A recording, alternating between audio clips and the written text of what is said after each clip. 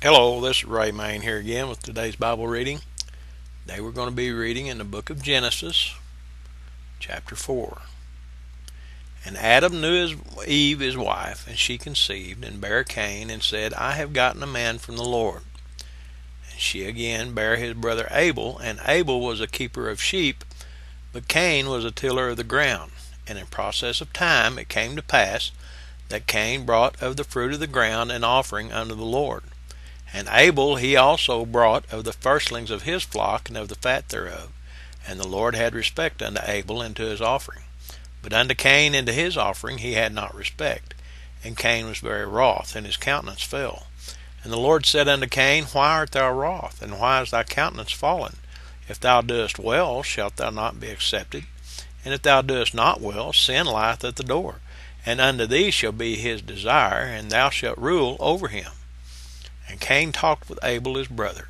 And it came to pass, when they were in the field, that Cain rose up against Abel his brother, and slew him. And the Lord said unto Cain, Where is Abel thy brother? And he said, I know not. Am I my brother's keeper? And he said, What hast thou done? The voice of thy brother's blood crieth unto me from the ground. And now art thou cursed from the earth, which hath opened her mouth to receive thy brother's blood from thy hand. When thou tillest the ground, it shall not henceforth yield unto thee her strength. A fugitive and a vagabond shalt thou be in the earth. And Cain said unto the Lord, My punishment is greater than I can bear.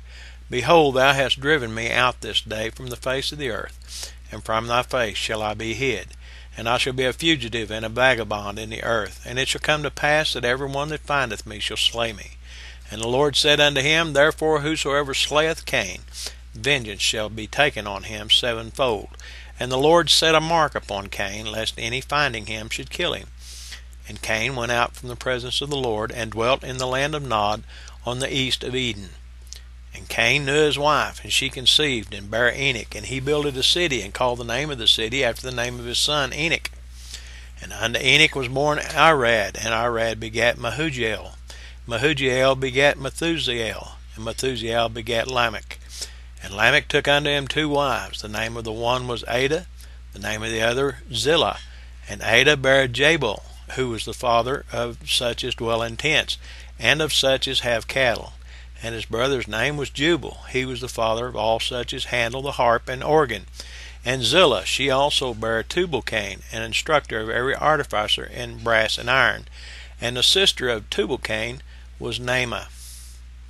And Lamech said unto his wives, Ada and Zillah, Hear my voice, ye wives of Lamech. Hearken unto my speech, for I have slain a man to my wounding, and a young man to my hurt. If Cain shall be avenged sevenfold, truly Lamech 70 and sevenfold. And Adam knew his wife again, and she bare a son, and called his name Seth. For God, said she, hath appointed me another seed instead of Abel, whom Cain slew. And to Seth, to him also there was born a son, and he called his name Enos. And then began men to call upon the name of the Lord. Now I want to call your attention to something here. Adam and Eve had two sons. They were Adam and they were Cain and Abel. Cain slew Abel. Later on, Adam and Eve had another son called Seth. But in between, there were a lot of women here that were, first there were wives for Cain, and then there were wives for his sons, and wives for his grandsons, and then wives for Seth. Where did they come from? Remember back in I believe it was the second chapter, I told you that we'd talk more about what, something that a lot of people don't touch on, they don't figure about. God created man, and he called male and female created he them, isn't that what it said? And he called them man. And then later on in the next chapter it talked about he created Adam out of the dust of the ground. And then he created Eve out of Adam's rib. I contend that God created man, male and female, but his first creation, just the same as the animals that were in the world that he put in the world, but they didn't have a soul. Remember whenever we read that he created Adam out of the dust in the ground, and he breathed into his nostrils, and he became a living soul. That was the first time that a soul came about. And whenever they came time for their children to find wives, they found them out among the men and women of the world, the ones that were out there. And that's where your soul came from. It came from Adam. That's the reason why we believe and teach that your soul comes from your father. It doesn't come from your mother. It comes from your father.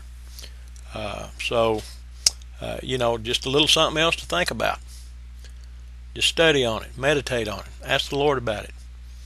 Go back and read the second chapter, first and second chapter, and look at that. And then read the third chapter, where it talks about he created Adam and Eve.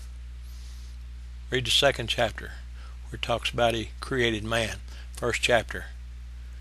All of that. Study on that.